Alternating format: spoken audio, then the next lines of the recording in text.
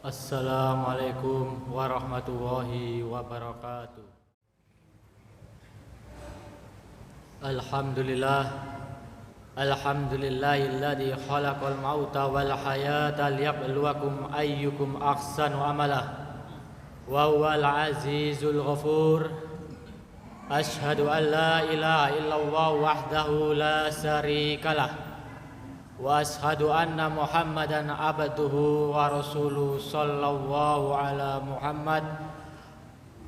Allahumma salli ala nabiyyina Muhammad sallallahu alaihi wasallam wa huwa sayyidul arabi wal ajami wa ala alihi wa ashabihi ya nabil ulumi wal hikam. Wa qad qala Allah ta'ala fil Qur'anil Karim, ya ayyuhalladzina amanu taqullaha haqqa tuqatih wa la tamutunna illa wa antum muslimun.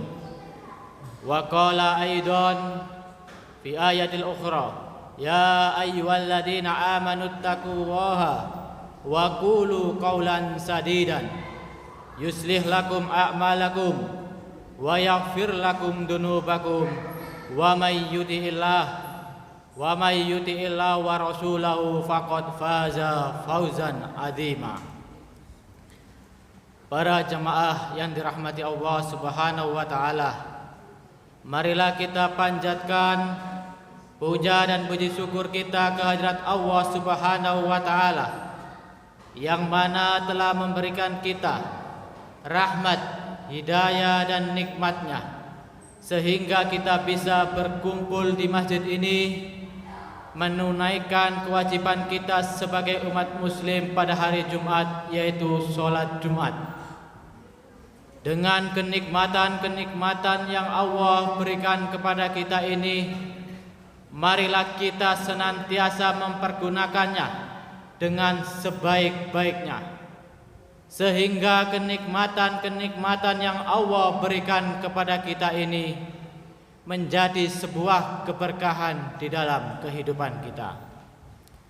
Salawat serta salam marilah kita curahkan kepada Nabi besar kita Nabi Muhammad sallallahu alaihi wasallam, yang mana telah mengajarkan kita suatu ajaran yang hak, yaitu ajaran agama Islam.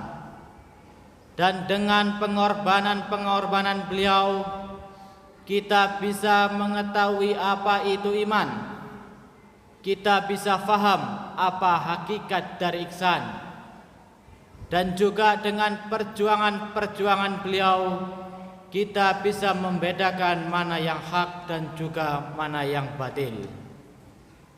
Kita sebagai umat dari Nabi Muhammad SAW, maka wajiblah kita untuk menanamkan pada diri kita cinta dan kasih sayang kita kepada Nabi Muhammad SAW, karena beliau sangatlah mencintai umatnya. Hingga di akhir hayat beliau, yang beliau khawatirkan bukanlah keadaan istrinya. Beliau bukan mengatakan zaujati. Yang beliau khawatirkan bukan juga keadaan anak-anak beliau. Akan tetapi di akhir hayat beliau, yang beliau khawatirkan adalah keadaan umat beliau. Para jamaah yang dirahmati Allah Subhanahu wa taala, oleh karena itu marilah kita tunjukkan rasa cinta kita, rasa kasih sayang kita terhadap beliau dengan bersolawat.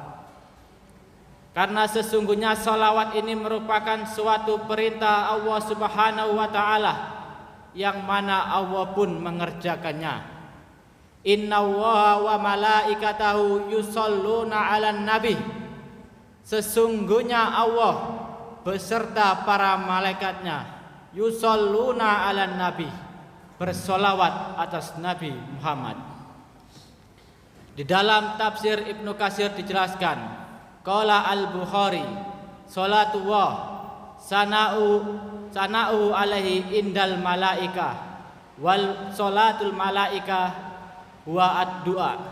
Jadi Salawat yang Allah berikan kepada Nabi Muhammad SAW merupakan suatu bentuk pujian Allah terhadap beliau. Maka disinilah kita tahu bahwasanya Nabi Muhammad SAW merupakan orang yang sangat mulia hingga Allah memuji beliau di kalangan para malaikatnya. Wa salatul malaika ad-du'a, dan salawat para malaikat merupakan doa para malaikat atas Nabi Muhammad SAW. Wa qala Abu Tirmidzi mengatakan, di kalangan para ahli ilmu mereka mengatakan salatu rabbi rahmah wa salatu malaika al-istighfar. Jadi salawat yang Allah berikan kepada Nabi Muhammad merupakan rahmat dari Allah Subhanahu wa taala yang diturunkan kepada Nabi Muhammad. Wa salatu malaika al-istighfar, salawat para malaikat bentuk permohonan ampunan para malaikat atas Nabi Muhammad SAW kepada Allah Subhanahu wa taala. Para jamaah yang dirahmati Allah Subhanahu wa taala, adapun keutamaan orang-orang yang bersolawat. Man shalla alayya sholatan wahidatan sallallahu alaihi biha asra sholawat wa khuttat anhu asra khati'at wa rufi'at lahu asra darajat. Jadi man shalla alayya sholatan wahidatan, barang siapa yang bersolawat atasku, bersolawat atas Nabi Muhammad, maka Allah akan membalasnya dengan 10 kali lipat. Wa khuttat anhu asra khati'at, dan juga orang yang mengucapkan sekali solawat, orang yang mengucapkan sallu ala Nabi Muhammad, mendapatkan 10 ampunan dari Allah Subhanahu wa taala. Wa rufi'at lahu asra darajat, dan orang yang bersolawat akan diangkat derajatnya 10 derajat oleh Allah Subhanahu wa taala. Maka dari hadis ini bisa kita ambil hikmahnya bahwasanya keutamaan untuk orang-orang yang bersolawat ada 3. Yang pertama, Allah akan memberikan 10 solawat, Allah akan memberikan 10 keselamatan pada orang-orang yang bersolawat.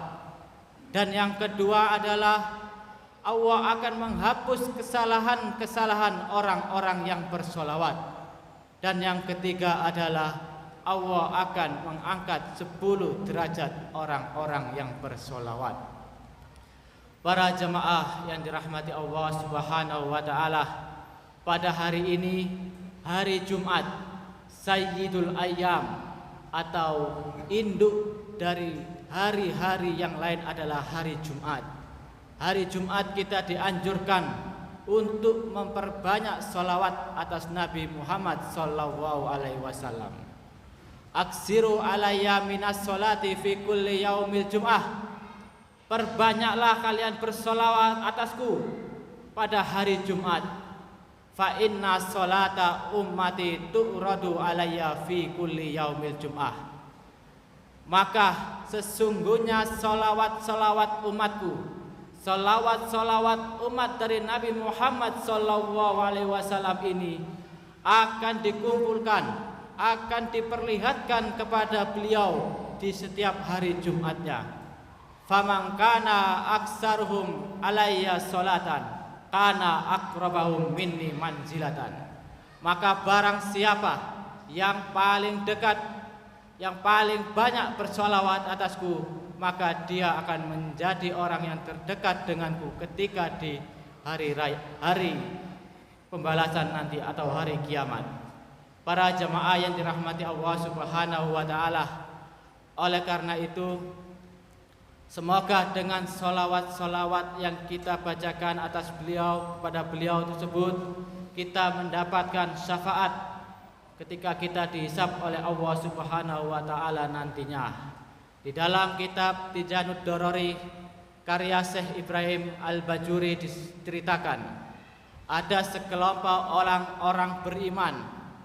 Mereka datang kepada Nabi Adam, "Wahai Adam, mohonkanlah kami ampunan kepada Allah Subhanahu wa Ta'ala." Maka Nabi Adam pun menjawab, "Aku malu karena dulunya aku pernah melanggar perintah Allah hingga aku diturunkan ke dalam bumi ini." Maka Nabi Adam pun menyarankan mereka datang kepada Nabi Nuh. Datanglah mereka kepada Nabi Nuh, "Wahai Nuh, mohonkanlah kepada Allah agar mempercepat proses di padang mahsyar ini." Maka Nabi Nuh pun menjawab, "Aku belum bisa karena dulunya aku pernah memohon kepada Allah untuk menenggelamkan umatku." Maka terjadilah banjir bandang pada saat itu. Maka datanglah mereka kepada Nabi Ibrahim, "Wahai Ibrahim, engkaulah ayah dari para anbiya, dari para nabi-nabi. Maka mohonkanlah ampunan kami kepada Allah Subhanahu wa Ta'ala." Akan tetapi Nabi Ibrahim pun belum dapat memohonkan ampunan mereka kepada Allah Subhanahu wa Ta'ala. Maka datanglah mereka kepada Nabi Musa, "Wahai Musa, mohonkanlah ampunan kami kepada Allah Subhanahu wa Ta'ala." Nabi Musa pun menjawab, "Aku belum bisa memohonkan kalian kepada Allah Subhanahu wa Ta'ala karena dulunya aku pernah berbuat dosa. Aku memukul seseorang hingga seseorang tersebut meninggal dunia." Maka Nabi Musa menyarankan mereka datang kepada Nabi Isa, "Wahai Isa, mohonkanlah kepada Allah agar mempercepat proses ini." Nabi Isa pun tetap belum bisa memohonkan mereka kepada Allah. Nabi Isa pun menjawab, "Aku malu karena aku dan ibuku dibuat sesembahan oleh para manusia di bumi." Maka Nabi Isa menyarankan mereka datang kepada Nabi Muhammad sallallahu alaihi wasallam. Datanglah mereka kepada Nabi Muhammad. Sebelum mereka memohon, Nabi Muhammad pun telah memohonkan mereka ampunan kepada Allah Subhanahu wa Ta'ala. Nabi Muhammad mengangkat tangannya bersujud. Disitulah Nabi Muhammad memohonkan dan memberikan syafaat terbesarnya untuk umatnya. Inilah bukti betapa besarnya cinta dan kasih sayang Nabi Muhammad SAW kepada umatnya. Mungkin sedikit ini yang bisa kami sampaikan. Aqulu qouli hadza wa astaghfirullah li wa lakum innahu huwal ghafurur rahim.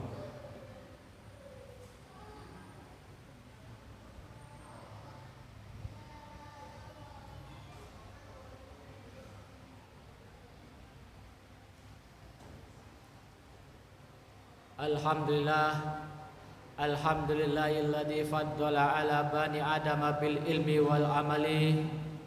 Wassalatu wassalamu ala nabiyyina Muhammad sallallahu alaihi wasallam wa huwa sayyidul arabi wal ajami wa ala alihi wa ashabihi ya nabiil ulumi wal hikam.